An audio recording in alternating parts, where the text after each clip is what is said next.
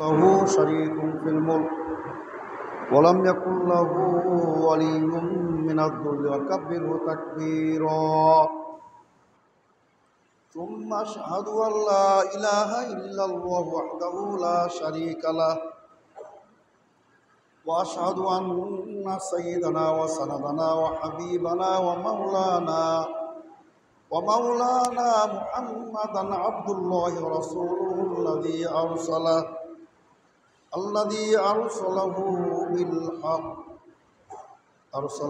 بالحق بشيرا ونذيرا وداعيا إلى الله بإذنه وسراجا منيرا. أما بعد فإن أصدق الحديث كتاب الله وأحسن الهدي هدي محمد صلى الله عليه وسلم وخير الأمور عوازمها وشر الأمور محدثاتها وكل محدثة بدعة وكل بدعة ضلالة وكل ضلالة في النار. أما بعد فأعوذ بالله من الشيطان الرجيم. قل اللهم مالك الملك تؤتي الملك من تشاء وتنزع الملك ممن تشاء وتعز من تشاء وتذل من تشاء بيدك الخير إنك على كل شيء قدير. وقال سبحانه وتعالى ولله ملك السماوات والأرض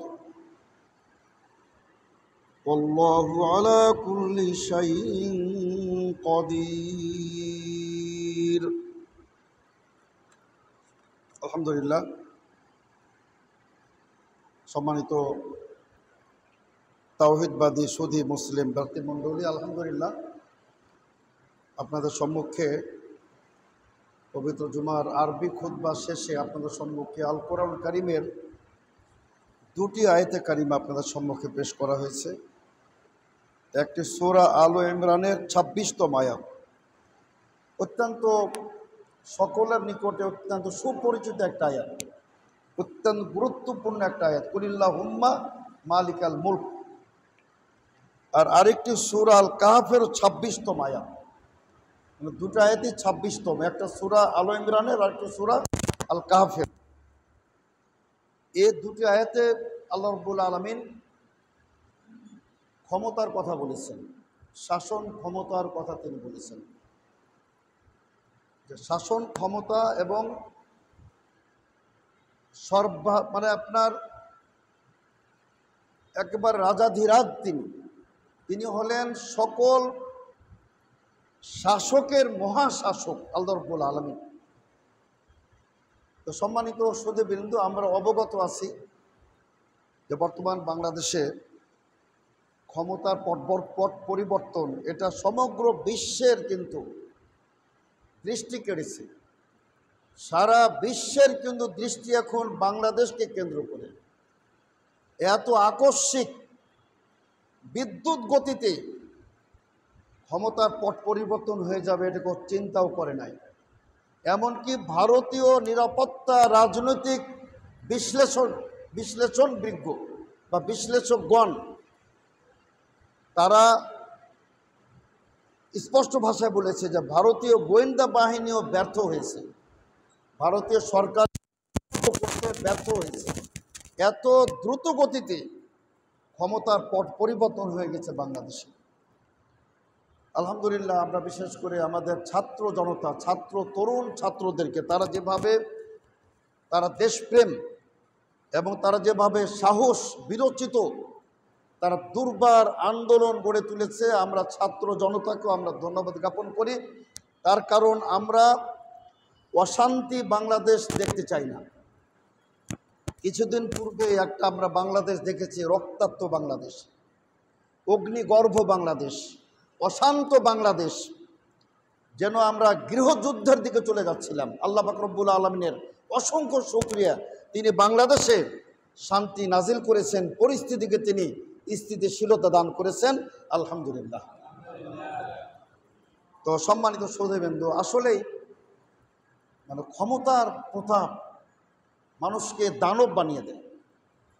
আবার যখন ক্ষমতা চ্যুত হয়ে যায় তখন মানুষ যে কতটা অসহায় হয়ে যায়, আমরা কিন্তু এখান থেকে শিক্ষা নিতে হবে। আমাদের সম্মানিত শ্রোতাবৃন্দ, আমাদের শিক্ষা এটাই নিতে হবে যে আমরা যদি এমন জীবন গড়ে তুলি, ন্যায় ভিত্তিক, শাসন আসবে যাবে, ক্ষমতা আসবে যাবে, কিন্তু আমার আচরণের কোনো পরিবর্তন হবে না, তবেই কিন্তু ইনশাল্লাহ আপনি ক্ষমতাতে থাকলেও নিরাপদ, ক্ষমতার বাইরে থাকলেও আপনি নিরাপদ। আপনি যখন জুলুম করবেন, শোষণ করবেন, তখনই কিন্তু আপনারও পরাজয়, আপনার পুরো দলের পরাজয়। সম্মানিত শ্রোতাবৃন্দ, আমরা আসলে কোনো নির্দিষ্টভাবে কাউকে বা রাজনৈতিক কোনো বক্তব্য দিচ্ছে না, কিন্তু ইসলাম কিন্তু রাজনীতির একটা অংশ, এটা অস্বীকার করা যাবে না। ইসলাম যে রাজনীতিটা শিক্ষা দেয় সেটা হলো ন্যায় ভিত্তিক রাজনীতি, সেটা হলো আপনার ইনসাফ ভিত্তিক রাজনীতি, সর্বশ্রেষ্ঠ রাজনীতি, যেখানে মানুষ কোনো ভেদাভেদ থাকবে না। একই কাতারে আপনার আমির এবং গরিব, শাসক এবং প্রজা, কোনো পার্থক্য থাকবে না। ইসলাম এটা শিক্ষা দিয়েছে। সম্মানিত শ্রোতাবৃন্দ, তো আল্লাহ রাব্বুল আলামিন সে কথা তিনি বলতেছেন যে ক্ষমতা প্রদানের মালিক কিন্তু আল্লাহ রাব্বুল আলামিন। আল্লাহ বলছেন, হে রাসূল আপনি বলে দিন, কুল, হে রাসূল আপনি বলে দিন, ঘোষণা করে দিন, আল্লাহুম্মা, হে রব্বুল আলামিন, হে আমাদের প্রতিপালক, মালিকাল মুলক, তুমি হলে রাজাধিরাজ, সকল রাজার রাজা, তুতিল মুলকা মান তাশা, তিনি রব্বুল আলামিন, তুমি যাকে ইচ্ছা তুমি ক্ষমতা প্রদান করে থাকো, তানজিউল মুলকা মিম্মান তাশা, আর যার নিকট থেকে ক্ষমতা ছিনিয়ে নিতে চাও তুমি ক্ষমতা ছিনিয়ে নিতে পারো রব্বুল আলামিন। কাজে ক্ষমতা প্রদানের মালিক আল্লাহ পাক রব্বুল আলামিন। সম্মানিত শ্রোতাবৃন্দ, আল্লাহ রাব্বুল আলামিন বলছেন, অত ইজ্জু মান তাশা, তুমি যাকে চাও সম্মানিত করো। পৃথিবীর সকল ব্যক্তি কোনো ব্যক্তিকে অসম্মানিত করতে পারবে না যদি তাকে আল্লাহ রাব্বুল আলামিন সম্মানিত যদি করে থাকে। এবং অত দিল্লু মান তাশা, যাকে তুমি ইচ্ছা তুমি অপমানিত করতে পারো। মহাসম্মানিত লোক হঠাৎ করেই একেবারে সবচেয়ে নিকৃষ্ট জঘন্য মানুষে পরিণত হয়ে যায়।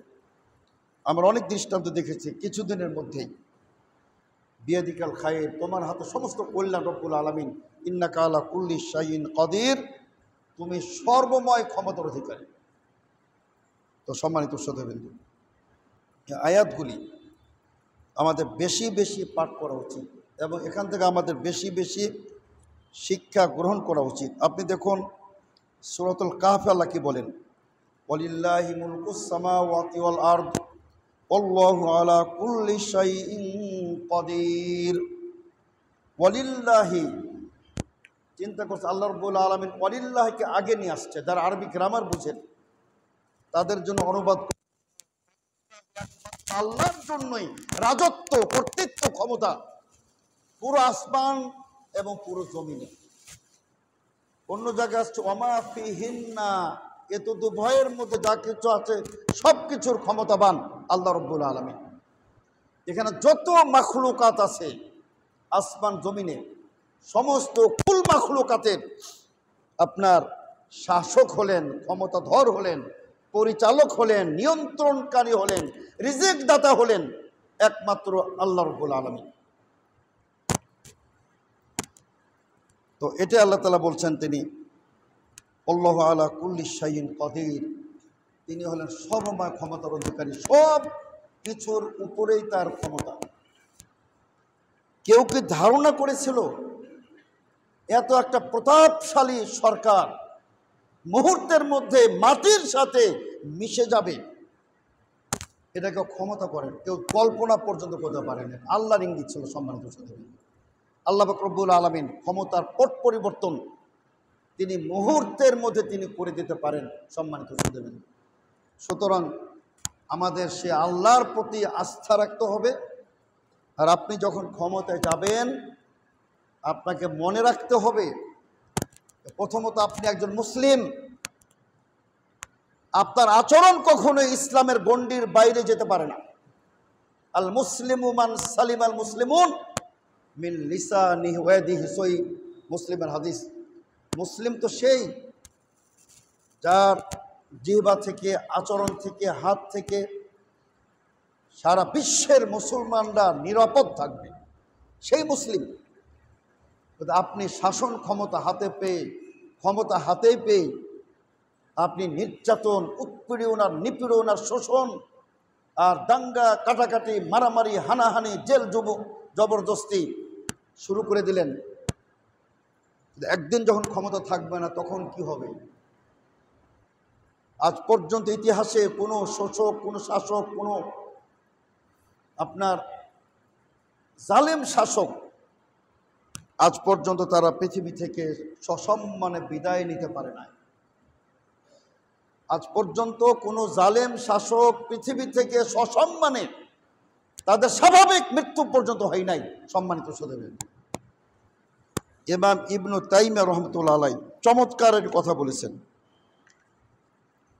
তিনি বলতেছেন, আকিবাতুল জুলমি ওয়াখিমা ও আকিবাতুল আদলি কারিমা। তিনি বলছেন যে জুলুমের পরিণতি মারাত্মক, অবর্ণনীয়, আর ইনসাফের পরিণতি হলো সসম্মানে। অনেক লোক আছে এখনো যারা সরকারে ছিলেন, তারপরও তারা সম্মানিত, তারা শোষণ করেন নাই, জুলুম করেন নাই, তারা কিন্তু ধরা ছোঁয়ার বাইরে, আল্লাহর রহমত। যারা ন্যায় নিষ্ঠা, নিরপেক্ষ যারা ছিলেন, যারা কারো প্রতি জুলুম করেন নাই, দুর্নীতি করেন নাই, দেশের সম্পদের লুটতরাজ করেন নাই, তারা কিন্তু সসম্মানী থাকবেন। তো সেটাই সম্মানিত শ্রোতা, তিনি এক চমৎকার কথা বলে তিনি বলতেছেন, ইবনে তাইমিয়া রহমতুল্লাহ আলাইহি, যে তিনি চমৎকার কথা বলছেন যে যদি কোনো আপনার শাসক কাফের হয়, অমুসলিম শাসক, অমুসলিম রাষ্ট্র কিন্তু ন্যায় নীতিবান, নিরপেক্ষ, নীতিবান, ন্যায়পরায়ণ যদি কোনো বাদশাহ হয়, তিনি যদি অমুসলিম হয়, আল্লাহ পাক রব্বুল আলামিন ওই শাসন ক্ষমতাকে দীর্ঘায়িত করেন। কিন্তু যদি কোনো ক্ষমতা, কোনো শাসক যদি জালেম হয়, সে যদি মুসলিমও হয়, আল্লাহ পাক রব্বুল আলামিন সেটাকে নিশ্চিহ্নিত করে দেন। এবং ইবনে তাইমিয়া চমৎকার তিনি কথা বলেছেন। আর আরেকটি কথা, সম্মানিত শ্রোতাবৃন্দ, হাদিসটি শুনলে আপনারা হতবাক হয়ে যাবেন। সহিহ মুসলিমের হাদিস। প্রখ্যাত সাহাবী আমর ইবনে আস রাদিয়াল্লাহু আনহু, মুসলমানদের অত্যন্ত বিজয়ী একজন, যিনি, যার নেতৃত্বে মুসলমানরা মিশর জয়লাভ করেছিলেন, বিশাল শাম দেশ বিজয় লাভ করেছিলেন, সিরিয়া, ফিলিস্তিন পুরো এলাকাটা দামেস্ক, শাম বলা হয়, যার নেতৃত্বে মুসলমানরা বিজয় লাভ করেছিলেন। তো তিনি এক মজলিসে ছিলেন, একজন প্রখ্যাত সাহাবী মুস্তাওরিদ বিন শাদ্দাদ রাদিয়াল্লাহু আনহু, তিনি একটা হাদিস শোনালেন। আল্লাহ রাসূল সাল্লাল্লাহু আলাইহি ওয়াসাল্লাম বলেছেন, কিয়ামতের পূর্বে পৃথিবীতে খ্রিস্টানদের সংখ্যা বেশি হবে। কিয়ামতের দিন, কিয়ামতের পূর্বে পৃথিবীতে খ্রিস্টানদের সংখ্যা বেশি হবে।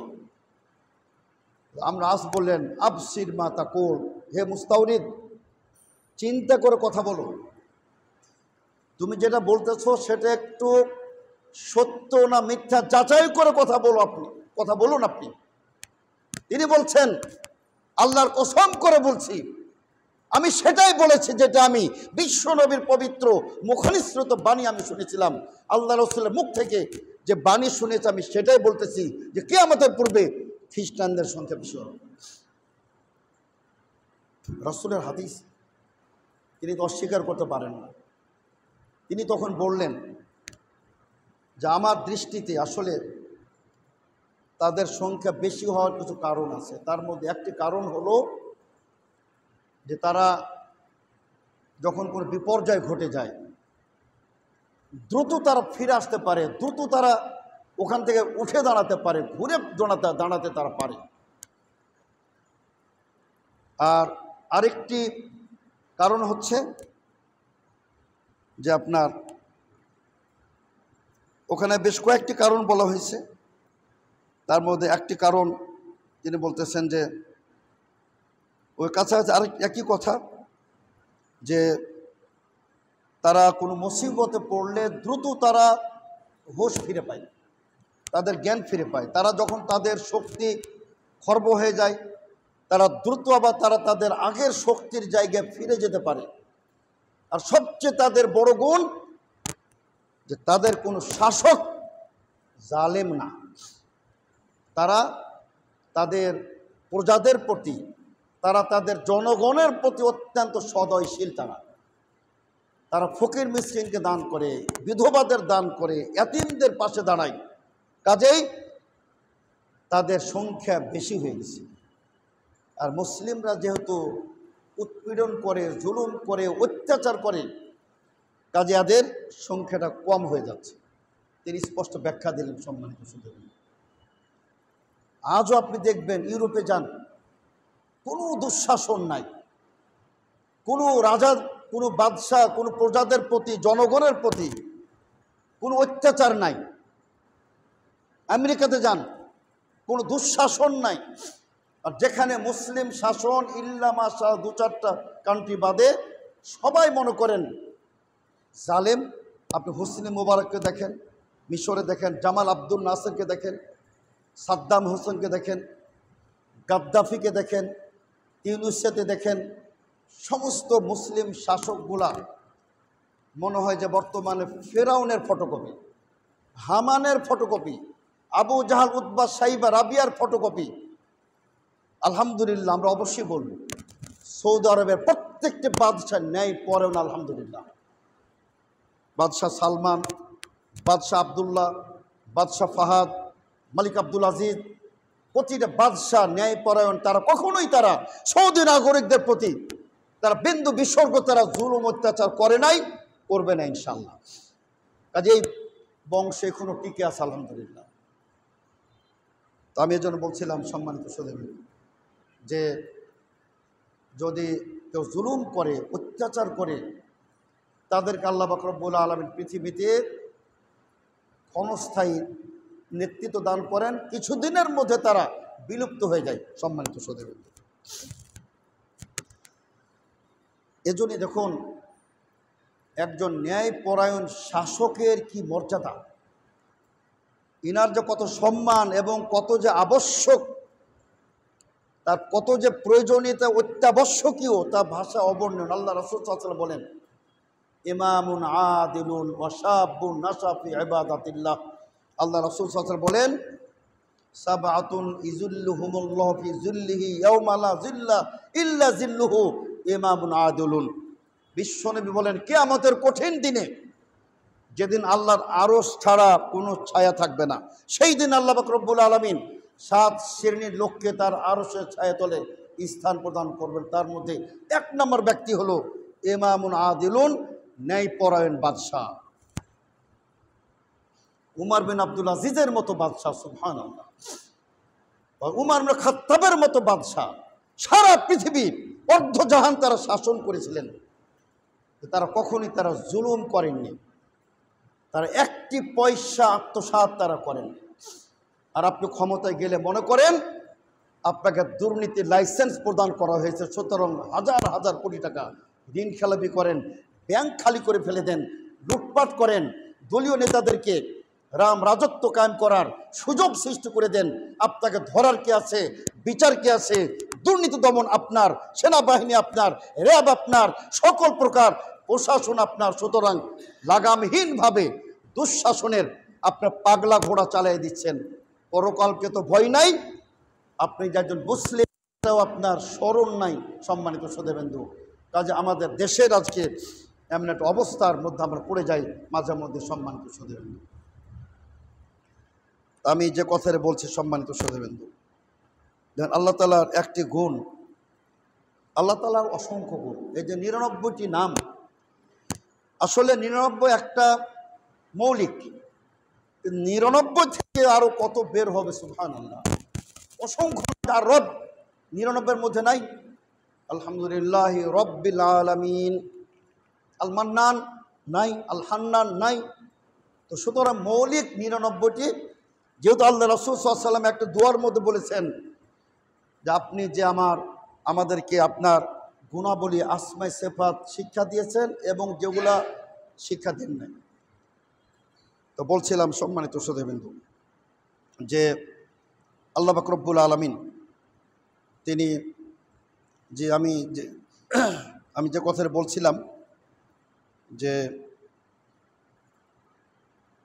ঠিক আছে, যেটা বলছিলাম যে আল্লাহ পাক রব্বুল আলামিন তিনি যেটা আমার খেয়াল হয়েছে যে আল্লাহ রব্বুল আলামিনের যে গুণাবলী আসমা সিফাত, উচ্চ গুণাবলী, আল্লাহ রব্বুল আলামিন চান তার গুণাবলীগুলি বান্দার মধ্যে আসুক, বান্দা সে গুণাবলীগুলো অর্জন করুক। আল্লাহ তাআলা ন্যায়পরায়ণ, তিনি চান যে তার প্রতিটি বান্দা ন্যায়পরায়ণ হবেন। আল্লাহ পাক রব্বুল আলামিন রাজ্জাক, মহা রিজিক দাতা, আল্লাহ পাক রব্বুল আলামিন চান তার বান্দা এক অপরকে রিজিকের ব্যবস্থা করে দেবেন। আল্লাহ রব্বুল আলামিন মহার কৃপানিধান, করুণাময়, তিনি চান যে তার প্রতিটা বান্দা একজন আরেকজনের প্রতি করুণাশীল হবে এবং তার প্রতি সে সদয় হবে। এক কথা আল্লাহ তাআলার প্রতিটা গুণ আমরা যেন অর্জন করতে পারি। সম্মানিত শ্রোতাবৃন্দ, তো আল্লাহ রাব্বুল আলামিনের অসংখ্য গুণের মধ্যে একটি গুণ যে তিনি সামান্যতম কোনো অবিচার করেন না, জুলুম তিনি করবেন না। সম্মানিত শ্রোতাবৃন্দ, এটা কিন্তু আল্লাহ তাআলা একটি বড় ফ্যাক্টর, কিন্তু আল্লাহ তাআলা বড় একটি গুণ। তো আমি আপনাদের সম্মুখে সূরা জুমারের 69 এবং 70 আয়াত পড়তে চাই, সেখানে একটু পড়বেন। আল্লাহ তাআলা কি বলছে? ওয়াশরাকাতিল আরদু বিনূরি রাব্বিহা ওয়া উদিয়াল কিতাব ওয়া জিআ বিন নাবিয়্যিন ওয়াশ শুহাদা ওয়া কুদিয়া বাইনাহুম বিল হক ওয়া হুম লা ইউজলামুন ওয়া উফিয়াত কুল্লু নাফসিম মা আমিলাত ওয়া হুয়া আ'লামু বিমা ইয়াফআলুন। আল্লাহ রাব্বুল আলামিন একটি চমৎকার তিনি চিত্র তুলে ধরেছেন। সম্মানিত শ্রোতাবৃন্দ, কিয়ামতের দিনে আল্লাহ বলছেন ওয়াশরাকাতিল আরদু বিনূরি রাব্বিহা। দেখুন আজকে সারা পৃথিবীটা ঝলমল আলো। কিসের আলো? সূর্যের আলো। এই সূর্য যদি না থাকতো, সম্মানিত শ্রোতাবৃন্দ, রাতের অন্ধকার আর কিসের অমানিসা, কিসের অন্ধকার, সারা পৃথিবীতে এমন অন্ধকার হয়ে যেত, সেটা ভিন্ন, যেটা ঠান্ডা হয়ে যেত, বরফ হয়ে যেত, আমরা একটা মুহূর্তের মধ্যেই আমরা নিঃশেষ হয়ে যেতাম। কিন্তু এই যে আলো দেখতে পাচ্ছেন, এটা কিন্তু সূর্যের আলো। কিয়ামত দিবসে সূর্যের আলো থাকবে না হাসরের ময়দানে। সেদিন কিসের আলো থাকবে?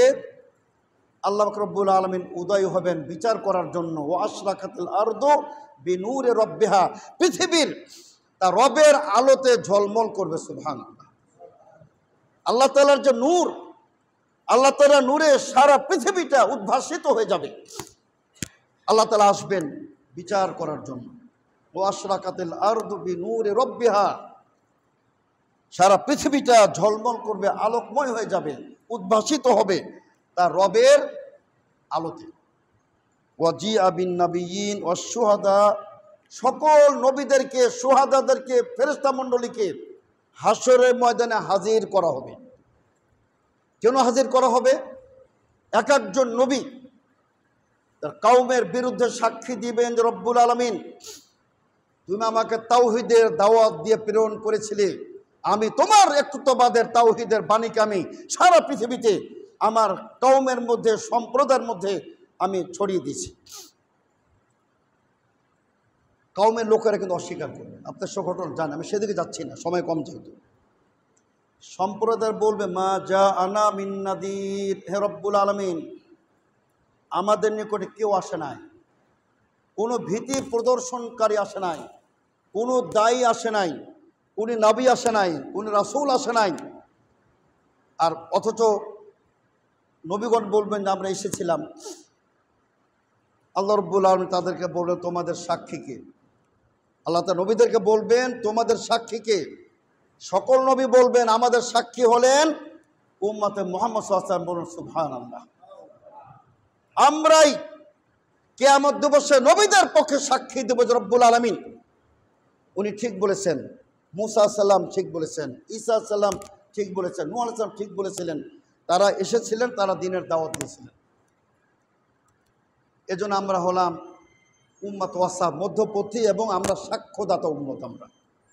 আমি সেদিকেও বিস্তারিত যাচ্ছি না। সম্মানিত শ্রোতাবৃন্দ, আমার বলার উদ্দেশ্য, আল্লাহ তাআলা সেদিন বলবেন, তারপর কুদিয়া বাইনাহুম বিল হাক্কি, হকের সাথে, ন্যায় পরায়ণতার সাথে তাদের সকলের বিচার কার্য সম্পাদন করা হবে কিয়ামত দিন। কি অবস্থায়? ওয়াহুম লা ইউজলামুন, তাদের প্রতি সামান্যতম জুলুম করা হবে না। এটা আমার বলার উদ্দেশ্য। আল্লাহ তাআলার বিচার হবে, আল্লাহ তাআলা বিচার করবেন, কিন্তু সামান্যতম তিনি কোনো অবিচার করবেন না। ওমা রব্বুকা বিযল্লামিল লিল আবিদ, তোমার প্রতিপালক, তোমার রব তার বান্দার প্রতি সামান্যতম কোনো অত্যাচার তিনি করবেন না। ফামাই আমাল মিসকালা যাররাতিন খাইরান ইয়ারাহ, কেউ যদি যাররা পরিমাণ, অনুপরিমাণ কোনো ভালো কাজ করে সেটাও কিয়ামতের দিন হাজির পাবে। আর কেউ যদি সামান্যতম অনুপরিমাণ অনিষ্ট করে, খারাপ করে, সেটাও সে কিয়ামতের দিন হাজির পাবে। আল্লাহ তাআলা ন্যায় বিচারক, মহান ন্যায় বিচারক। এজন্য তিনি পৃথিবীতে ন্যায় বিচার তিনি পছন্দ করেন। এজন্য এবার ইবনে তাইমিয়া বলছেন, কোনো জালিম শাসক আল্লাহ তাআলা স্থায়িত্ব দান করেন না, সে যদি মুসলিমও হয়।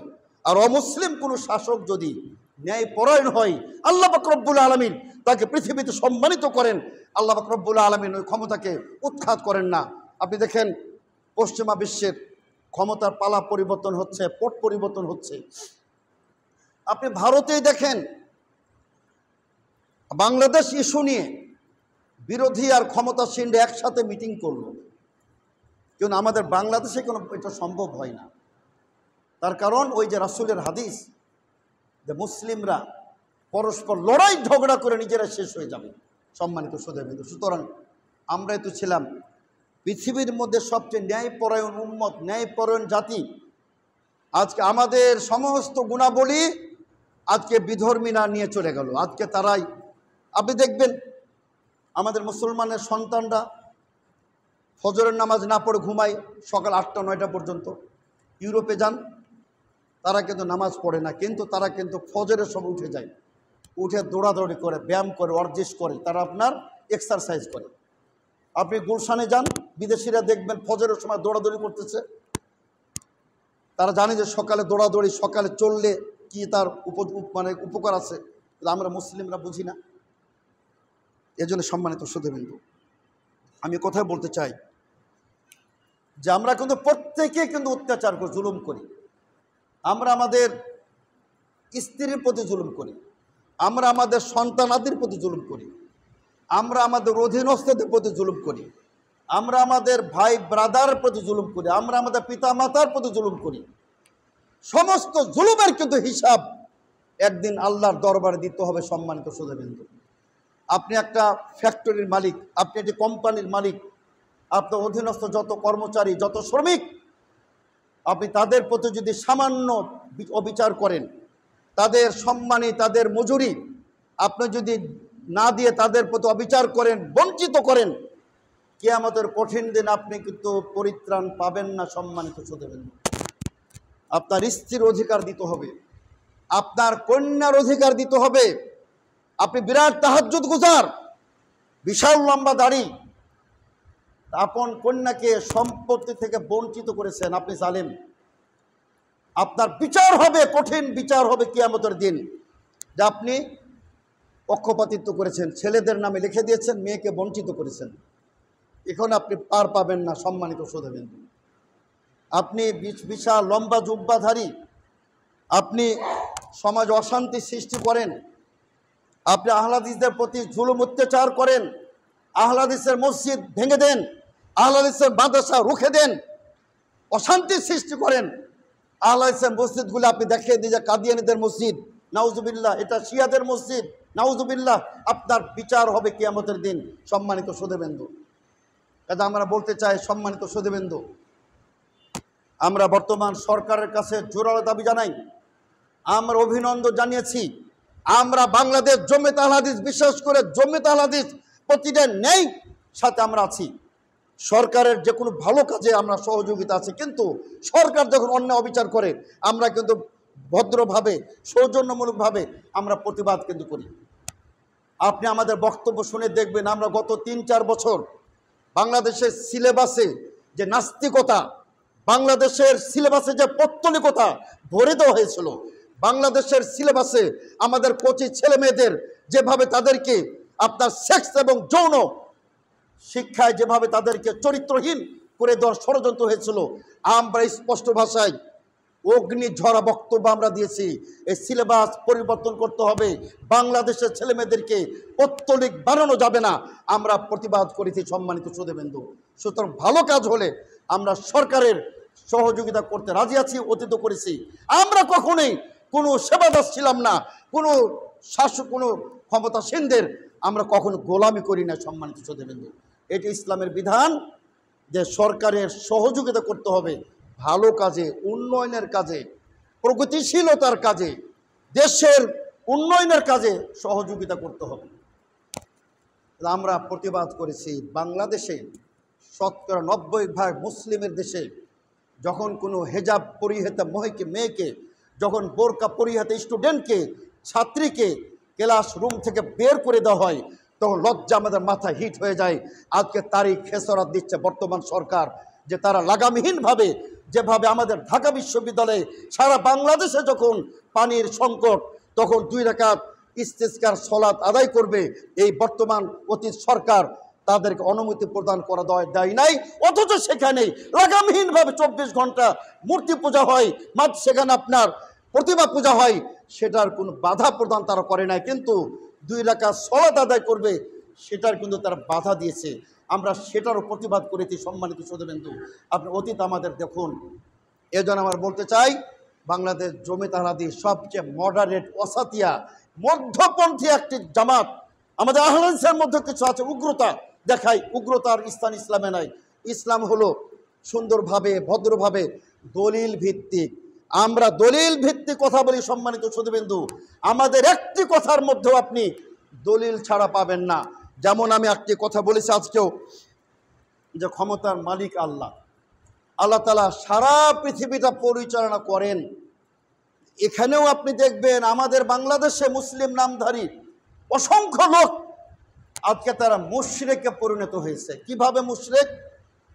আপনি দেখবেন তারা কি আকীদা রাখে, তারা আকীদা রাখে যে এ সারা পৃথিবীটা পরিচালনা করে অলিয়া উলিয়াগুলা, নাউজুবিল্লাহ, গাউস, কুতুব, আবদাল, এরা নাকি সারা পৃথিবী পরিচালনা করে।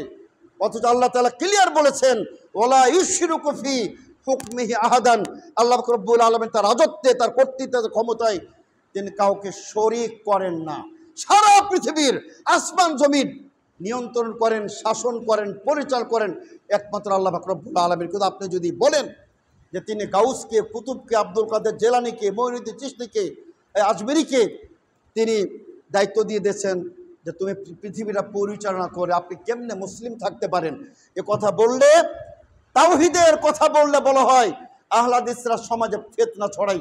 আমি বলবো আপনি আগে নিজেকে কালেমা পড়ে নতুনভাবে মুসলিম হন। আপনি কিভাবে দাবি করতে পারেন যে গাউস, কুতুব, আবদালরা, আল্লাহর ওলিয়া উলিয়া গেলা পৃথিবী পরিচালনা করে আপনি কি মুসলিম থাকতে পারেন? আল্লাহ তাআলা কি বলেন? ইদাব্বিরুল আমরা মিনাস সামা। আল্লাহ তাআলা সারা পৃথিবীটা আসমান থেকে পরিচালনা করেন, এককভাবে তিনি পরিচালনা করেন।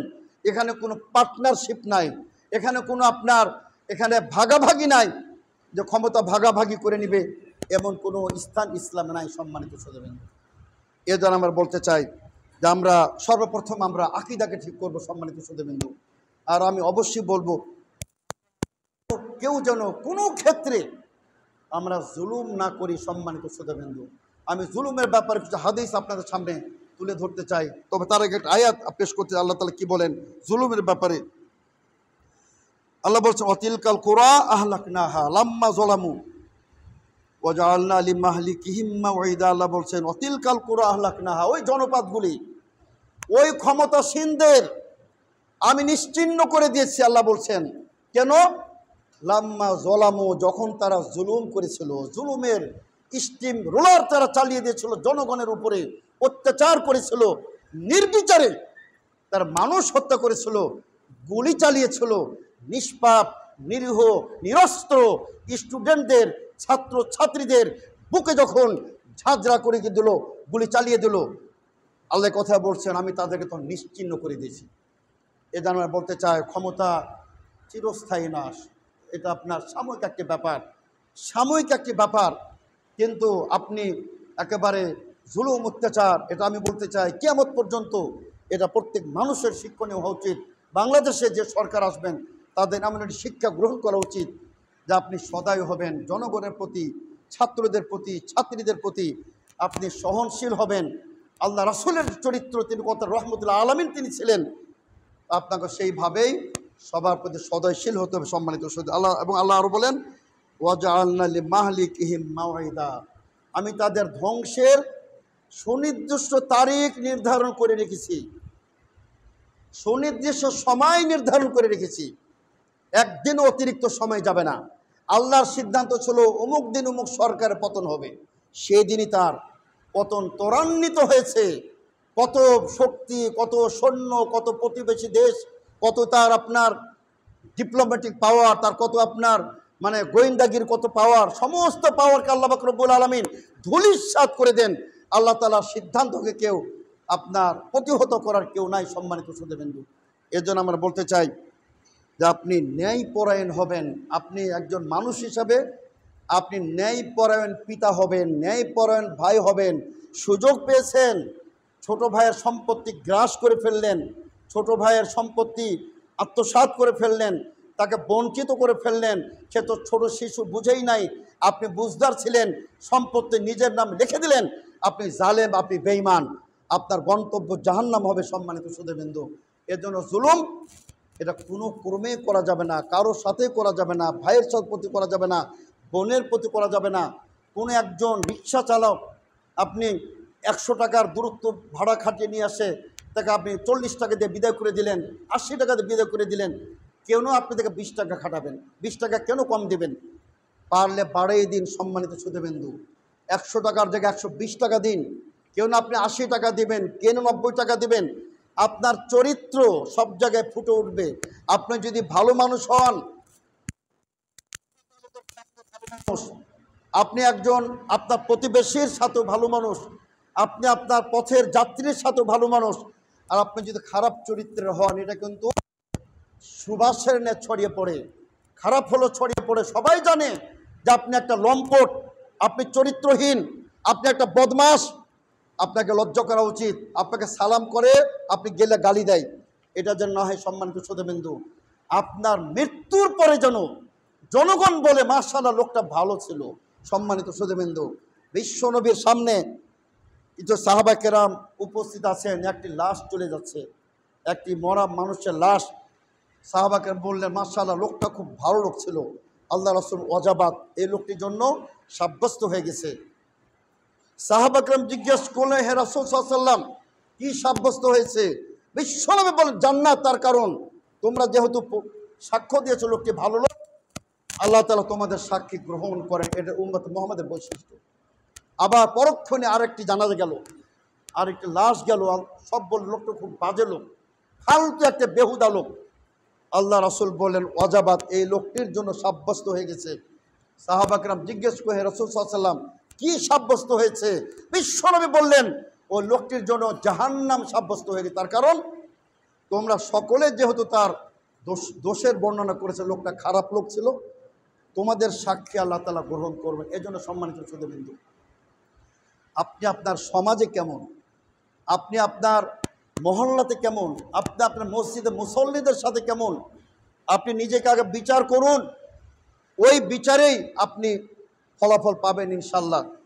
এই জন্য সম্মানিত শ্রোতাবৃন্দু, তো আল্লাহ রাব্বুল আলামিন সে কথা তিনি বলছেন যে আমি অসংখ্য জনপদকে ধ্বংস করে দিচ্ছি। কখন? যখন তারা জুলুম করেছিল। সম্মানিত শ্রোতাবৃন্দু, এবং আল্লাহ রাসূল সাল্লাল্লাহু আলাইহি ওয়াসাল্লামের একটা চমৎকার হাদিস, সহিহ মুসলিমের হাদিস, আল্লাহ রাসূল সাল্লাল্লাহু বলেন ইত্তাকু জুলমা, হে আমার উম্মত তোমরা শুনে রাখো, খবরদার জুলুমকে পরিহার করো, জুলুম অত্যাচারকে বর্জন করো। তার কারণ ফাইন্না জুলমা জুলুমাতুন ইয়াউমাল কিয়ামা, কিয়ামত দিবসে প্রত্যেকটা জুলুম হবে অন্ধকার। সেখানে আপনার প্রতিটা নেক আমল কিন্তু আলো হবে। সম্মানিত শ্রোতাবৃন্দ, আপনি জানেন যে পুল সিরাত যখন পার করবেন, অন্ধকার, অমানিসা, কঠিন অন্ধকার, পুল সিরাত কিভাবে পার করবেন? আল্লাহ তাআলা কোরআনে বলছে, নূরুহুম ইয়াসআ বাইনা আইদিহিম ওয়া বিআইমানিহিম, তাদের সামনে আলো তাদেরকে পথ দেখাবে। সুবহান, আপনার সালাত আলো হয়ে যাবে, আপনার যাকাত আলো হয়ে যাবে, আপনার সৎ ব্যবহার আলো হয়ে যাবে, আপনার পিতা মাতার প্রতি সৎ ব্যবহার এটা আলো হয়ে যাবে, আপনার তাহাজ্জুদের সালাত আলো হয়ে যাবে, আপনার দানশীলতা আলো হয়ে যাবে। এটাই আপনাকে জান্নাতে পুল সিরাত পার করিয়ে দেবে। কিন্তু আপনি যদি অত্যাচার করেন, আপনার আলো থাকবে না। আপনি জাহান্নামের নিচে পুল সিরাতে সে ধারালো অস্ত্রে কেটে কেটে জাহান্নামের নিচে নিক্ষিপ্ত হয়ে যাবেন। সম্মানিত শ্রোতা, এদ আল্লাহ রাসূল বলেন, ফাইন্না জুলমা জুলুমাতুন ইয়াউমাল কিয়ামা, কিয়ামত দিবসে সেটা অন্ধকার হবে, জুলুম। আর আরেকটি, এটাও আপনার সহিহ হাদিস, ইয়া ইবাদি, হে আমার প্রিয় বান্দাগণ, ইন্নী হাররামতু যুলমা আলা নাফসি, আমি আমার উপর অত্যাচারকে হারাম করেছি, সুতরাং আমি এটিকে তোমাদের প্রতি হারাম করে দিলাম, যে খবরদার তোমরা কেউ একে অপরের প্রতি জুলুম, অত্যাচার, শোষণ, নিপীড়ন তোমরা করতে পারবে না। ওয়াজআলতুহু বাইনাকুম মুহাররামান ফালা তাযালামু, সুতরাং তোমরা অত্যাচার করবে না। আল্লাহ তাআলা দেখুন সূরা আল ফুরকানের 19তম আয়াতে আল্লাহ তাআলা কি বলেন? আল্লাহ তাআলা বলেন, ওয়া মান ইয়াজলিম মিনকুম নুযিকহু আযাবান কাবীরা। আল্লাহ বলছেন, ওয়া মান ইয়াজলিম মিনকুম, যেই তোমাদের মধ্যে জুলুম করবে, আল্লাহ বলছেন এটা আবার রদা, নুযিকহু আযাবান কাবীরা, আমি তাকে মহাশাস্তির আস্বাদ গ্রহণ করাবো। মহাশাস্তি পৃথিবীতেও পাবেন, পরকালেও পাবেন। এ জুলুম এমন একটা অপরাধ, সম্মানিত শ্রোতাবৃন্দু, এটার শাস্তি আল্লাহ পাক রব্বুল আলামিন দুনিয়াতেও দেন, আখিরাতেও দেবেন। কিন্তু অনেক পাপ আছে যে পাপগুলোর শাস্তি আল্লাহ তাআলা পৃথিবীতে দিবেন না। আপনি ক্ষমা করলে আল্লাহ ক্ষমা করে দিতে পারেন, নইলে তিনি পরকাল আপনাকে শাস্তি দিয়ে, তারপর যদি কালেমা থাকে, ঈমান থাকে, আপনাকে পর আল্লাহ পাক রব্বুল জান্নাত দিতে পারেন। কিন্তু যদি জুলুম করেন, সম্মানিত শ্রোতাবৃন্দু, এটা পৃথিবীতে আল্লাহ তাআলা শাস্তি দিবেন, এটা আল্লাহর ওয়াদা, এটা মহান আল্লাহর ওয়াদা।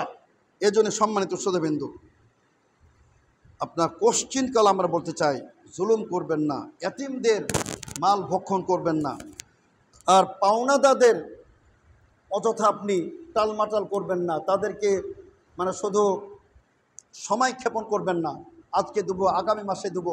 অনেক লোক আছে দেখবেন, ক্ষমতা আছে, সামর্থ্য আছে, তারপরেও যদি আপনি এভাবে কাল ক্ষেপণ করেন, এটা কিন্তু মারাত্মক একটা জুলুম।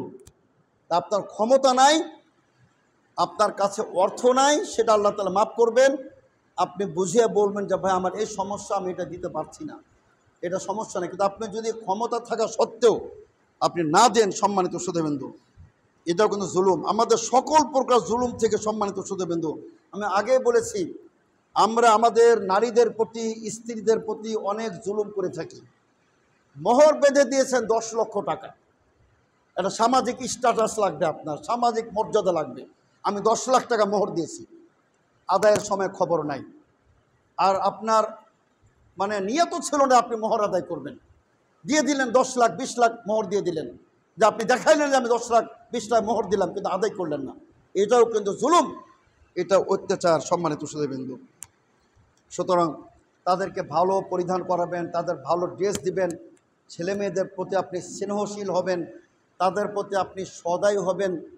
আপনি যেন রহমতুল আলামিন, দয়ার নবীর একজন উম্মত, আপনার প্রতিটা প্রতিচ্ছবি, আপনার প্রতিটা আচরণ, কথাবার্তায় এটা প্রকাশ পাবে যে আপনি একজন নম্র স্বভাবের লোক, আপনি কঠোর নন। এটা আপনাকে প্রমাণ করতে হবে, সম্মানিত শ্রোতাবৃন্দু। তো দেখুন, আমি সংক্ষেপে, যেহেতু আমাদের সময় কম, যে কথাটা সংক্ষেপে বলতে চাই, যে আমাদের সকল প্রকার জুলুম থেকে বিরত থাকতে হবে। জুলুম হলো 3 প্রকার, মনে রাখবেন সম্মানিত শ্রোতাবৃন্দু। জুলুম 3 প্রকার। এক প্রকার জুলুম হলো যে আপনার জুলমুন বাইনাহু ও বাইনাল্লাহ, আপনি আল্লাহর সাথে জুলুম করলেন, আল্লাহ আপনার সাথে যে সম্পর্ক, এ সম্পর্কের সাথে জুলুম, এ সম্পর্কের উপরে জুলুম। আপনি স্বেচ্ছায় সালাত ত্যাগ করে দিচ্ছেন, আপনি স্বেচ্ছায় আল্লাহর হকগুলি আদায় করছেন না, এটাও কিন্তু আল্লাহর উপর আপনি জুলুম করে ফেললেন। এটা মনে রাখবেন, আল্লাহর হক সর্বাগ্যে আদায় করতে হবে, আল্লাহর হক সবার আগে দিতে হবে সম্মানিত শ্রোতাবৃন্দ। সুতরাং এটাও কিন্তু একটা জুলুম। আর এই জুলুমের সবচেয়ে মারাত্মক ক্যাটাগরি কি? শিরক, কুফরি এবং মুনাফিকি। ইন্না শিরক লা যুলমুন আযীম, আল্লাহ বলছে শিরক হলো সবচেয়ে মহা জুলুম, সবচেয়ে মহা অত্যাচার হলো জুলুম। এটা যত মাজার পূজারী, যত কবর পূজারী, সব জালেম, সব জালেম। এখন আমরা যদি বলি কবর পূজারী, তারা রাগ করে যে আমাদেরকে কবর পূজারী বলে। আমরা তো কবর জিয়ারতকারী, কবর জিয়ারত করি, তারা নন। কবর জিয়ারতকারী আমরা, বিশ্বব্যাপী কবর জিয়ারতকারী। জুরুল কবর, কবর জিয়ারত করো, সেটা আখিরাতকে স্মরণ করিয়ে দেবে। কিন্তু কবর জিয়ারতের নামে কবরবাসীর নিকটে প্রার্থনা করা, এটা মুনাফিকি এবং কুফরি এবং শিরক। এটা আল্লাহর সাথে অত্যাচার করে। এটা আল্লাহকে বলছেন ইন্না শিরকা লা যুলমুন আযীম, এটা মহা শিরক, মহা অত্যাচার। 2 নাম্বার হলো সম্মানিত শ্রোতাবৃন্দ, জুলমুন বাইনাহু ওয়া বাইনান নাস, মানুষের সাথে জুলুম। আপনি জানেন সহিহ মুসলিমের একটি চমৎকার হাদিস সম্মানিত শ্রোতাবৃন্দ, আল্লাহ রাসূল সাল্লাল্লাহু আলাইহি ওয়াসাল্লাম তার সাহাবাদেরকে জিজ্ঞেস করলেন, তোমরা বলো দেখি আতাদরুনা মানিল মুফলিসু, তোমরা বলো দেখি সবচেয়ে বড় দেউলিয়া কে? সবচেয়ে বড় নিঃস্ব, অসহায়, ফকির, সহায় সম্বলহীন কোন ব্যক্তি? সাহাবা কেরাম বললেন, হে রাসূল সাল্লাল্লাহু আলাইহি ওয়াসাল্লাম, মাল্লা দিরহামা লাহু ওয়ালা দিনার লাহু, যে ব্যক্তি টাকা পয়সা নাই, দিনার নাই, দেরহাম নাই, রৌপ্য নাই, ডলার নাই, ধন দৌলত নাই, সেই তো গরিব, সেই তো দেউলিয়া। আল্লাহ রাসূল সাল্লাল্লাহু আলাইহি ওয়াসাল্লাম বলেন, না, এই ব্যক্তি দেউলিয়া নয়, এই ব্যক্তি সবচেয়ে মুফলিস নয়, বরং মুফলিস ওই ব্যক্তি সবচেয়ে কিয়ামতের দিন হাজির হবে, তার অনেক নামাজ, অনেক যাকাত, অনেক দানশীলতা, অনেক তার নেকি, অনেক তাহাজ্জুদ, কিন্তু মানুষকে সে অত্যাচার করে, মানুষকে জুলুম করে মানুষের প্রতি। কিছু প্রতিপক্ষ দাঁড়িয়ে যাবে, বলে রব্বুল আলামিন এই ব্যক্তি জনসম্মুখে আমাকে প্রহার করেছিল, জরাবানি হাদা। আরেকজন বলবে আমাকে জনসম্মুখে গালি দিয়েছিল, জনসম্মুখে রক্তপাত করেছিল, আমাকে গালি দিয়েছিল, আমাকে লাঞ্ছিত করেছিল। আল্লাহ পাক রব্বুল আলামিন বলবেন এর নেকি থেকে ওদেরকে তাদের পাওনা বুঝিয়ে দাও। এই ব্যক্তির, জালেম ব্যক্তির নেকি থেকে ফায়ুখাযু মিন হাসানাতিহি, এর নেকি নিয়ে ওদেরকে পরিশোধ করে দেওয়া হবে। যখন আরও কিছু লোক আসবে, তাদেরকে দেওয়ার মতো তার নেকি থাকবে না, তখন তাদের পাপগুলি নিয়ে এর ঘাড়ে চাপিয়ে দেওয়া হবে এবং অসংখ্য অজস্র পাপের বোঝা নিয়ে এই ব্যক্তি জাহান্নামে চলে যাবে, অথচ তার অনেক নেকি ছিল। এর জন্য শুধু ওই নামাজি দেখলে আপনি বলবেন যে লোকটি পরহেজগার, তবে অবশ্যই নামাজ ছাড়া কোনো পরহেজগার কল্পনাও করা যাবে না। আপনি আবার বলবেন আমি নামাজ পড়ি না, আমার মন ভালো, অন্তর ভালো, এটা একটা ভণ্ড, মনে রাখবেন। এটা একটা ভণ্ড যে বলে আমি নামাজ পড়ি না কিন্তু আমি মানুষ ভালো। কিসের মানুষ ভালো? সে আল্লাহর হক সে প্রত্যাখ্যান করে, আল্লাহর হক সে আদায় করে না, সে মানুষ ভালো হতে পারে না। শুধু আপনি আল্লাহর হক আদায় করবেন, আবার নামাজও পড়বেন, আপনি মানুষেরও হক আদায় করবেন, তখন আপনি হবেন মুত্তাকি, তখন আপনি তাকওয়াবান হবেন। আর আরেক প্রকার জুলুম হলো নফসের প্রতি জুলুম। সম্মানিত শ্রোতাবৃন্দ, আপনার নফসের প্রতি জুলুম। আপনি অসুস্থ, চিকিৎসা গ্রহণ করেন না কেন, এটা আপনি নিজে জুলুম করেছেন। আপনি বিড়ি সিগারেট খাচ্ছেন একদম দেদারসে, আপনার কিডনি নষ্ট, ফুসফুস নষ্ট, এটাও আপনার নিজের প্রতি আপনি জুলুম। আপনি একটা অবিচার করলেন, কাবিরা গুনাহ করলেন, এটাও আপনি আপনার নিজের প্রতি জুলুম। এই জন্য আদম আলাইহিস সালাম বলেছিলেন রব্বানা যালামনা আনফুসানা ওয়া ইল্লাম তাগফির লানা ওয়া তারহামনা লানাকুনান্না মিনাল খাসিরিন। হে রব্বুল আলামিন, আমরা আমাদের নফসের উপর জুলুম করেছি। আপনি যে কোনো পাপ করবেন এটা নিজের নফসের উপর জুলুম হয়ে যাবে। এর জন্য কোনো প্রকার জুলুম করা যাবে না, আল্লাহর সাথে জুলুম করা যাবে না, জনগণের সাথে জুলুম করা যাবে না, নিজের নফসের প্রতি জুলুম করা যাবে না। সম্মানিত শ্রোতাবৃন্দ, সুতরাং আসুন আমরা প্রত্যেকে, সম্মানিত শ্রোতাবৃন্দ, আমরা প্রথমত পরকালকে যদি বিশ্বাস করি, আমরা পরকালের হিসাবকে যদি বিশ্বাস করি, তাহলে কিন্তু আমরা কোনো মানুষের ক্ষতি করতে পারি না, কোনো মানুষের প্রতি জুলুম অত্যাচার আমরা করতে পারি না। সম্মানিত শ্রোতাবৃন্দু, তা আমি আহ্বান জানাবো, আসুন সম্মানিত শ্রোতাবৃন্দু, আমরা প্রত্যেকেই আমরা একটা সুন্দর শান্তিপূর্ণ স্মার্ট বাংলাদেশ গঠনে আমরা পারস্পরিক সহযোগিতা করে আমরা দেশটাকে এগিয়ে নেই, এটি আমরা আপনাদের কাছে প্রত্যাশা ব্যক্ত করি। আর আমরা সকল প্রকার শিরক বেদাত মুক্ত আমরা থাকার চেষ্টা করি। আর আমি মনে করি যে আমাদের বিগত সরকারের পতনের একটি কারণ যেটা বললাম জুলুম অত্যাচার, যেটা অনুচিত হয়েছে। আরেকটি হলো দেদারসে লাগামহীনভাবে বাংলাদেশের তাওহীদি জনগোষ্ঠীর মধ্যে যেভাবে মূর্তির আর প্রতিকৃতির ছড়িয়ে দিয়েছে, এত প্রতিকৃতি আজকে কোথায় গেল? আজকে তো জনগণ কীভাবে, যদি আমরা অবশ্যই বলবো যে কারোর প্রতি অসম্মান আমরা চাই না, কিছু কিছু আচরণ আমাদেরকে দুঃখ দিয়েছে, তারপর আমি কথাই বলবো ইসলাম এটা পছন্দ করে না। আল্লাহ রাসূল সাল্লাল্লাহু আলাইহি ওয়াসাল্লাম আলীকে পাঠিয়েছিলেন, সহিহ মুসলিমের হাদিস, আলী যাও, লা তাজিদু কাবরা মুশরিফান ইল্লা সাওয়াইতাহু, কোনো উঁচু কবর পাবে ভেঙে সমান করে দেবে, আর কোনো প্রতিকৃতি পাবে, তেমসাল পাবে, তুমি ভাস্কর্য পাবে, ওটাকে তুমি গুড়িয়ে দিবে তুমি, এটি ইসলামের বিধান। কোনো ভাস্কর্য মূর্তি এটি ইসলামের বিধান খেলাফ। তাওহীদবাদীদের আপনার দেশে বাংলাদেশের বুকে আমি মনে করি ধরনের কোনো ভাস্কর্য নির্মাণ, প্রতিকৃতি নির্মাণ, সে যেই ব্যক্তি হোক না কেন, কারো কোনো মূর্তির নির্মাণ, এটা বাংলাদেশের জনগণের সাথে খেয়ানত আর গাদ্দারি। আপনি ক্ষমতা পেয়েছেন, রাজভাণ্ডার পেয়েছেন, কাজে আপনি যা ইচ্ছা তাই করবেন। আপনি জন্মদিবসে কোটি কোটি টাকা ব্যয় করবেন, মৃত্যুবার্ষিকীতে কোটি কোটি টাকা ব্যয় করে দিবেন, আর মূর্তি পূজায় আর আপনার ওই ভাস্কর্য নির্মাণে শত শত বিলিয়ন কোটি ব্যয় করে দিবেন। এটা আপনার খেয়ানত হবে। সম্মানিত শ্রোতাবৃন্দ, গাজা আসুন আমরা সম্মিলিতভাবে পারস্পরিক সহযোগিতা।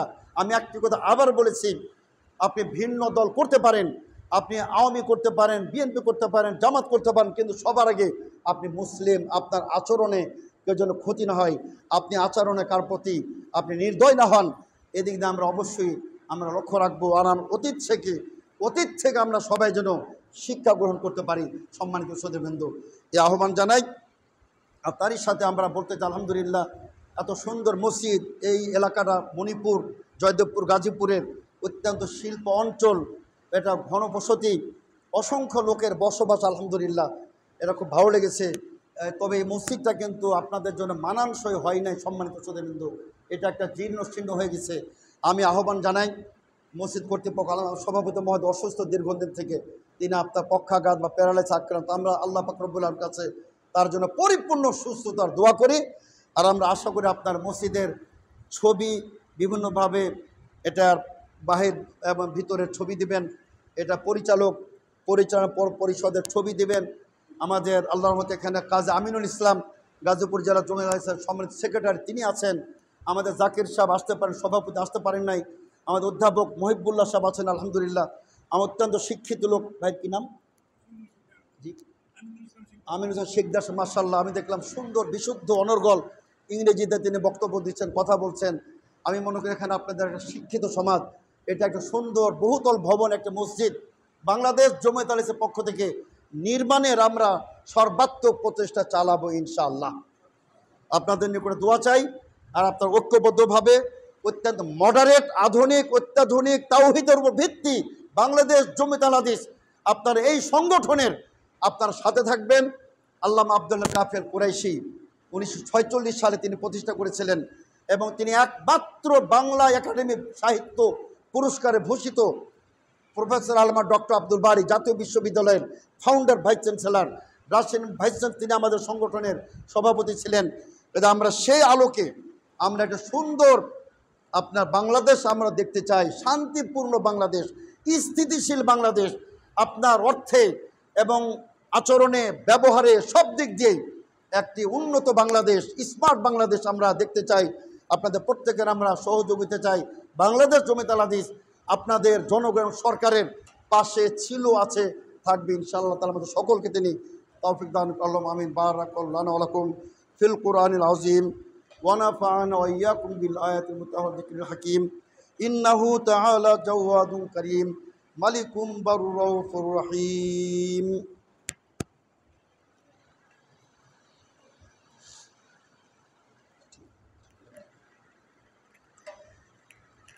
الحمد لله نحمده ونستعينه ونستغفره ونؤمن به ونتوكل عليه ونعوذ بالله من شرور أنفسنا ومن سيئات أعمالنا من يهده الله فلا مضل له ومن يضلل فلا هادي له وأشهد أن لا إله إلا الله وحده لا شريك له وأشهد أن محمدا عبده ورسوله أما بعد فأعوذ بالله من الشيطان الرجيم إن الله وملائكته يصلون على النبي يا أيها الذين آمنوا